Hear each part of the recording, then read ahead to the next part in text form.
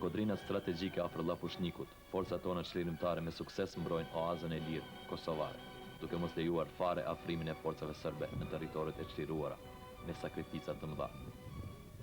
Vazhdojmë rrugën në Orllat, ku na ndalin pjesëtarët e ushtrisë çlirimtare të Kosovës, të cilët na përcjellin në Malishev, në qendrën e territoreve të çliruara të Republikës së Kosovës. Aty ndihemi plotësisht të lirë, pse mos ta them, më të lirë se sa në Prishtinë. Këmba e policëve serb këtu nuk ka shkel tash sa muaj dhe jeta frymon vetëm shqip. Është e njëjtë, ditë tregu. Përveç banorëve të Llapushës, në Malishev vërejmë edhe shumë banor të Rafshit, të Dugalgjinit e të Drenicës. Furnizimi i shitoreve me artikuj ushqimor e të tjerë është relativisht i mirë. Komandantët e njësiteve Çeliku e Lumi dhe bashkëpunëtorët e tyre na informojnë hollësisht për shtrirjen gjithnjë e më të gjerë të tyre në këtë anë, për gatishmërinë dhe angazhimin e rinisë në ushtrinë çlirimtare të Kosovës, si dhe për mbështetjen e parezervë të saj nga ana e popullit. Këtu partitë politike nuk kanë kurrë ndikimi. Në Malishev ka filluar të funksionojë edhe pushteti ushtarako-civil. Për herë të parë në këtë komunë, me vendimin e shtabit të përgjithshëm të UÇK-s, është formuar drejtoria për marrëdhënie publike e administrimit civil, në krye të së cilës është emëruar veprimtari i shquar Gani Krasniqi. Në takimin me popullatën e kësaj komune, zoti Krasniqi paralajmëroi funksionimin e organeve të këtushme legjitime, para së gjithashtu dhënien e lejeve të reja të njoftimit dhe të dokumenteve të tjera personale të Republikës së Kosovës. Pas këtij tubimi, lidhur me rolin e ushtrisë çlirimtare të Kosovës në rrethanat aktuale, morëm opinionet e pjesëmarrësve të tij. I lumt ushtrisë çlirimtare që diti ta bashkoj këtë popull rreth veti edhe ta zgjoj prej xhumit. Në gjirën e ushtrisë çlirimtare të Kosovës janë përfshirë bitë më të mirë të këtij populli. Dhe dashuria e tyre është në maksimum dhe liria në siguri se do të jenë fa më shpejt. Është fat i madh që ushtria çlirimtare e Kosovës ka lind nga ky popull, nga të gjitha shtresat e këtij populli dhe ka prekrahjen e plotë të këtij populli. Të një mend, në Malishev vrehen hapa konkret të organizimit të jetës institucionale. Në vitrinat e shitoreve e të firmave të këtushme ekzistojnë bishkrimet vetëm shqip. Po ashtu edhe tabelat orientuese në trafik janë të shkruara vetëm shqip. Fshati Banjë nuk është larg nga Malishev. Ai është i njohur nga bazeni me ujë të ngrohtë që buron e qarkullon natyrshëm. Këto ditë korriku, ky bazen është për plot fëmijë, të cilët argëtohen duke u larë në të. Të rriturit nuk i gjen aty. Ata i gjen në front, në mbrojtje të atë vetë. Posa arrim afër bazenit për të bërë disa sekuenca për këtë telereportazh, pasi shoqëruesin ton, komandant Raketën, fëmijët e njohin, ata ndaj dalin nga uji dhe e përshëndesin. Ata janë kurreshtar, sidomos për uniformën karakteristike të këtij pjesëtari të UÇK-s. Në fshatin Banjë patëm rastin të marrim pjesë për disa qaste edhe në dasmën e ushtarit të ushtrisë çlirimtare të Kosovës, Bashkimit. Ishte kjo dasma e parë e një ushtari në këtë anë pas shpërtimit të luftës në Kosovë. Bashkimi vetëm një natë ishte pranuesës, sepse menjëherë u paraqit në njësitin e vet për të kryer obligimet së bashku me bashkëluftëtarët e tij. Ai vërtet është ushtari disiplinuar, shembullor. Një ditë tjetër u nisëm në drejtim të Rahovecit. Në rrugën e asfaltuar gjerprore që shtihet në këtë qytet, prej maleve pranë Zatriçit e deri në afërsitë të rrasave, hasën pjesëtarët e ushtrisë sonë çlirimtare, të cilët kontrollojnë këtë territor. Bashkë me ta, kalojmë rastet ku zakonisht patrollon policia serbe dhe hyn në një lagje të Rahovecit. Qytetarët, e sidomos fëmijët, na përshëndesin. Prezenca e pjesëtarëve të UÇK-s mirëpritet dhe disi u jep kurajo e guzim se do të vijë dita. Kamera jonë depërton edhe në qendër të Rahovecit.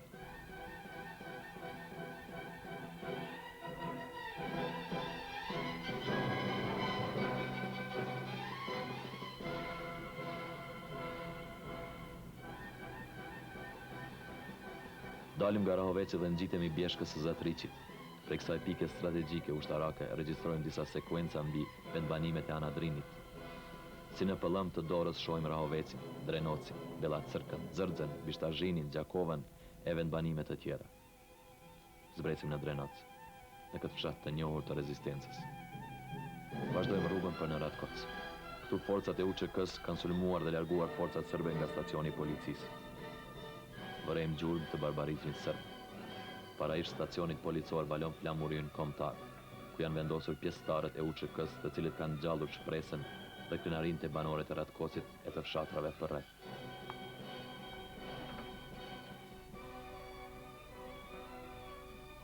Pastaj arrim në fshatin Malsi e Re, prej nga vëzhgojmë pozicionet e forcave të pushtuesit në kodrën e Gradishit. Me konsolidimin e forcave të ushtrisë çlirimtare të Kosovës, ato sërbe nuk po kanë guxim që të granatojnë fshatrat e kësaj ane. Trimat e lirisë janë për herë të gatshëm të kundërvihen sulmeve sërbe. Nga ana Drini largohemi të bindur se në të do të kthehemi sërish, së shpejti në rrethana më të volitshme. Jam mësym rajonit të Suarekës. Pasi kalojmë Pagarushën, arrim në Dobërdelan e pastaj në Studençan.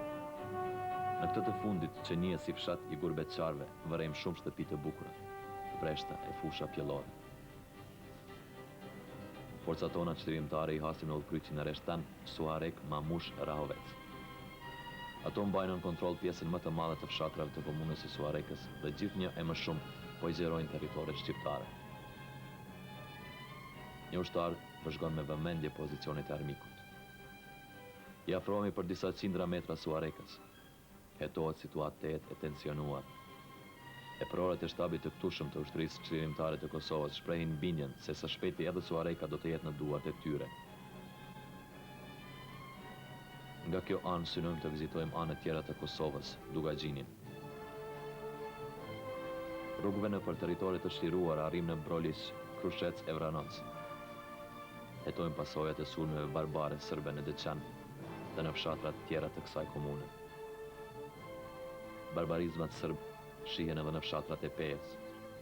Mirëpo, te populata e kësaj ane dhe veç mas të pjesëtarët e ushtrisë çlirimtare të Kosovës mbretëron një moral tejet i lartë, një vendosmëri e optimizëm për një ardhmëri të ndritshme. Nga Dugaxhini kthehemi në Drenicë. Në Rezall takojmë disa veprimtarë, të cilët janë të preokupuar se si të japin kontributin e tyre në bashkëveprim me ushtrinë çlirimtare të Kosovës. Afër shkollës së këtij fshati hasim disa fëmijë duke luajtur futboll për të harruar plagët e luftës. Vazhdojmë rrëtimin për në Makarmal, arrim deri në Marin, ku deri para 2 muajsh ishin të stacionuara forcat policore sërbe. Aty vizitojmë aeroportin bujqësor, i cili është përdorur edhe për qëllime ushtarake. Ai tani është në duart e forcave tona çlirimtare. Nga Polaci, ku në një pikë janë pozicionet e forcave sërbe, kurse në tjetrën forcat e ushtrisë çlirimtare të Kosovës, nisemi në drejtim të prekazit të Epër. Kalojmë në përluginën e Beçiçit, të njohur për betejat të zhvilluara gjatë luftrave të deri tashme për liri dhe arrim në Galicë. Këtu vizitojmë varrin e luftëtarit të shquar për çlirim e Bashkim Kombëtar, Azem Bejtës. Fotografia e tij sikur jep mesazh për popullin e Kosovës. Të bashkohemi e organizohemi, e të jemi të vendosur në luftën përfundimtare për lirinë tonë. Shkelim këmbë edhe në fshatin Lubovec të Skenderajt, ku informohemi se radhëve të UÇK-s janë bashkangjitur të gjithë të rinjet e këtushëm. Ndërkas në prekazin kryengritës, çdo gjë është në funksion të forcimit të luftës për çlirim. I kthehemi pa pjesës tjetër të Drenicës. Nga Obria e Xhemal Obris, nisemi në drejtim të Burojës. Kalojmë në paraçareven e trimave të lirisë, ku valon flamuri kombëtar me krenaren e Skënderbeut, dhe arrim në Kopilis të Ulët e pastaj në Buroj, në lagjen Kastrati. Pas largimit të forcave sërbe nga ky fshat, ku u dogjën e u dëmtuan afro 40 shtëpi, në vatrat e tyre janë kthyer banorët e Burojës dhe po vazhdojnë jetën normale. Jemi kurreshtar të shkuarjes në territoret e reja, të çliruara deri në Jashanicë të Klinës. Fshat me 300 shtëpi. Afër rrugës së barikaduar nga forcat tona, takojnë pjesëtarët e UÇK-s, të cilët mbrojnë pozicionet e tyre dhe janë të vendosur që mos të tërhiqen nga to, për të vazhdojnë luftën për oaza të reja të lira. Në Turiqec të Skënderajt, qendër lokale e disa fshatrave, njerëzit gjallërojnë në mënyrën e tyre. Shumica e meshkujve janë në front, kurse disa voglush merren edhe me tregti, sa për të siguruar ekzistencën. Në ambulancën e këtushme takojmë doktor Fatmir Fazliun, i cili bashkë me kolegët e tij po e ndihmon sigurimin shëndetësor të popullatës në këto rrethana të ndërlikuara. Të gjitha shërbimet mjekësore kryen falas, kurse barërat i kanë siguruar institucionet humanitare gjermane. Nga Klodernica ku takojmë shumë pjesëtar të UÇK-s, vazhdojmë rrugtimin për në Runik. Këtu posa arrim te ish stacioni policor, ku është barikaduar rruga me trupa plepash, filluan të na përshëndesin snajperistet serb nga qendra e Runikut. Pra plumbi na kaloi pranë veshëve tan, por fal fatit, arritëm të shpëtojmë dhe kështu vazhduam kryerjen e misionit ton, nëpër territoret e shtliruara nga ushtria shtrimtare e Kosovës. Nga lagja e Miftarajve në Runik, vazhduam rrugën në drejtim të Skenderajt, duke kaluar nëpër Vitak, Çubrel e Beran. Kaluam disi nëpër barikadat e shpeshta të vëna në asfalt dhe arritëm në Llaush. Kjo është lagja e Hazirajve në Llaush. Me gjithë granatimet e shpeshta të shtëpive të saj nga forcat serbe nga kjo kodrin përballë, banorët e kësaj lagje nuk janë larguar nga vatrat e tyre. Nuk frigohen as fëmijët. Vizitojmë edhe zonën më të rrezikuar të Llapushës, Kjevën dhe fshatrat përreth. Ndalemi në Glarev, ku forcat serbe pësuan humbje të mëdha nga ato të ushtrisë shtrimtare të Kosovës dhe u detyruan të largohen përfundimisht nga ky fshat. Luftëtarët e lirisë vendosën barikadat në rrugë në Stapanic të Kjevës dhe afër Dolcit. Forcat serbe disa herë synuan që përmes sulmeve nga ajri, me helikopter dhe armatim të rënd, të deblokojnë këtë rrugë, por nuk ja arritën.